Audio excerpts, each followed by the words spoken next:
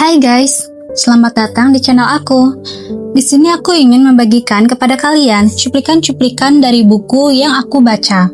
Yang aku rasa ini juga bisa memberikan kepada kalian insight atau pandangan baru terhadap sesuatu yang akan kita bahas. Jadi silahkan cari posisi yang nyaman buat kamu, dan aku sarankan gunakan headset atau headphone kamu agar pesannya bisa lebih terasa sampai ke hati kamu. Tetap stay tune, jangan di-skip, dan dengarkan sampai akhir ya. Ikhlas ditinjau dari sisi bahasa berasal dari kholuso, yaitu kata kerja intransitif yang artinya bersih, jernih, murni, suci, atau bisa juga diartikan tidak ternoda atau terkena campuran. Ikhlas menurut bahasa adalah sesuatu yang murni yang tidak tercampur dengan hal-hal yang bisa mencampurinya. Maka orang yang ikhlas adalah orang yang menjadikan agamanya murni hanya untuk Allah saja dengan menyembahnya dan tidak menyekutukan dengan yang lain dan tidak ria dalam beramal. Sedangkan lawan dari ikhlas adalah isyrok yang berarti menyekutukan. Ikhlas dan lawannya ini berkenaan dengan tujuan atau niat seseorang. Niat adalah sesuatu yang mengacu kepada berbagai respon bermacam hal yang membangkitkan. Apabila faktor pembangkit amal perbuatan hanya satu, maka perbuatan itu disebut ikhlas dalam kaitannya dengan apa yang diniatkan, yaitu Allah. Sedangkan orangnya disebut sebagai mukhlis. Dan apabila faktor pembangkit tersebut ada dua atau lebih, maka sudah bisa dikategorikan bahwa tanda-tanda tidak ikhlas telah muncul ke dalam hati kita. Faktor pembangkit lain dalam amal yang bisa merusak keikhlasan yaitu riya atau pamer, sum'ah atau ingin didengar orang, dan ujub atau membanggakan diri. Dan orang yang menyekutukan dalam amal disebut musyrik.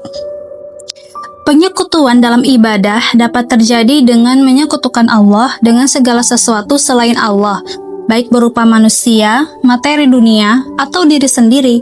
Jika menyekutukan dengan manusia atau untuk mendapatkan kemuliaan dan kedudukan di sisinya, maka ia dinamakan riya. Dan jika menyekutukan dengan diri sendiri, maka ia dinamakan ujub. Dengan kata lain, ikhlas adalah realisasi dari ungkapan iyyaka na'budu wa iyyaka nasta'in.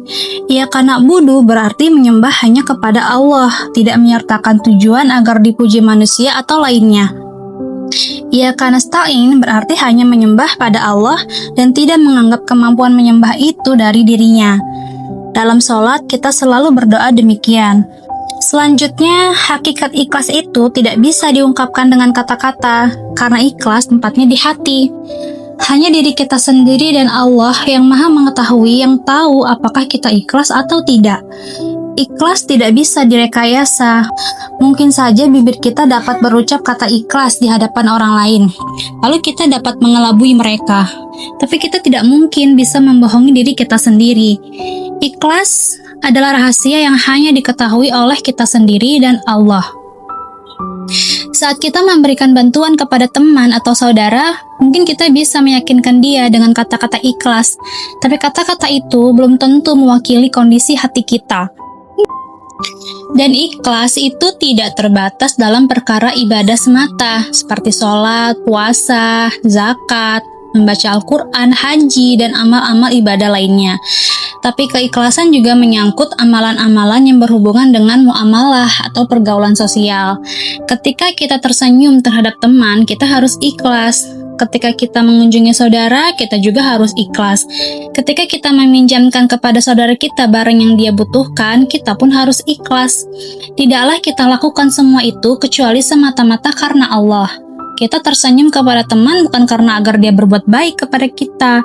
Tidak pula kita meminjamkan uang atau membantu saudara kita agar kelak suatu saat nanti ketika kita membutuhkan, maka kita pun akan dibantu olehnya. Atau tidak pula karena kita takut dikatakan sebagai orang yang pelit. Ikhlas juga mencakup segala keadaan dan kondisi kehidupan manusia. Ikhlas ketika menerima cobaan, ikhlas menderita, ikhlas bahagia, ikhlas beribadah, dan ikhlas-ikhlas yang lainnya. Intinya, segala kejadian dan peristiwa hidup ini harus kita terima dengan ikhlas. Hingga nanti pada akhirnya kita ikhlas bila suatu saat nanti jiwa kita semua diambil kembali oleh Allah dalam keadaan yang sebaik-baiknya. Ikhlas memiliki beberapa tingkatan. Tingkatan yang pertama yaitu ikhlasnya seseorang untuk meraih kebahagiaan duniawi. Dia beramal atau beribadah dengan harapan Allah memberikan kekayaan di dunia. Seperti orang yang memperbanyak membaca surat Al-Waqiah agar Allah memberinya rezeki. Maka ketika berdoa, ia berharap keinginan duniawi semata. Ini adalah tingkatan ikhlas yang paling rendah.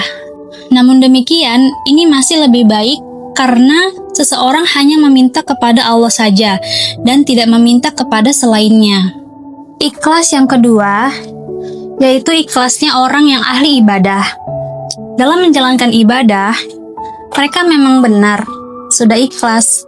Akan tetapi di samping mereka ikhlas, juga masih disertai pamrih atau keinginan-keinginan.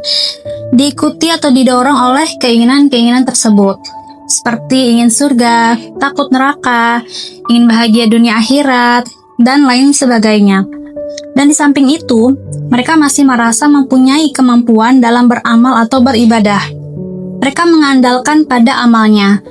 Kalau tidak giat ibadah, tak akan memperoleh surga, atau tak akan selamat dari neraka, atau tak akan bahagia dunia akhirat.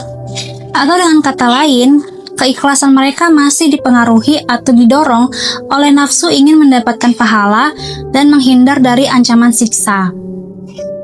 Lalu, ikhlas yang ketiga, yakni ikhlasnya orang-orang yang mencintai Allah. Mereka beramal semata-mata karena Allah, mengagungkan, memuliakan, dan menghormati Allah karena memang Allah pantas dihormati dan diagungkan. Mereka beribadah sudah tidak didorong lagi oleh keinginan-keinginan atau pamrih pribadinya, baik itu masalah dunia ataupun akhirat. Contohnya adalah sebagaimana tergambarkan dalam ungkapan seorang kekasih Allah, Rabi'ah Al-Adawiyah. Beliau berkata dalam munajatnya, "Ya Allah, tiadalah ibadahku kepadamu karena takut dari neraka siksamu, dan tiada pula karena mengharapkan masuk surgamu. Ya Allah, bila aku beribadah ini karena menginginkan surgamu, maka jauhkanlah aku dari surgamu. Dan bila aku beribadah ini karena takut dengan nerakamu, maka masukkanlah aku ke dalam nerakamu." Di sini ibadahnya sudah tepat, tetapi masih ada sisi negatifnya, yaitu masih menyandarkan ibadahnya kepada dirinya. Masih ada rasa pengakuan bisa beribadah. Ini negatifnya, tapi sudah lebih baik daripada yang sebelumnya. Lalu, ikhlas yang terakhir, yaitu ikhlasnya orang-orang yang sadar dan ma'rifat pada Allah. Mereka mengetahui, menyadari, dan merasakan bahwa gerak diam mereka semata-mata karena Allah. Mereka sama sekali tidak merasa bahwa dirinya mempunyai kemampuan atau kekuatan apapun. Mereka tidak beramal, beribadah, atau berbuat, melainkan dengan Allah dan atas pertolongannya, tidak dengan daya dan kekuatan dirinya. Tingkatan ikhlas ini lebih tinggi daripada tingkatan sebelumnya.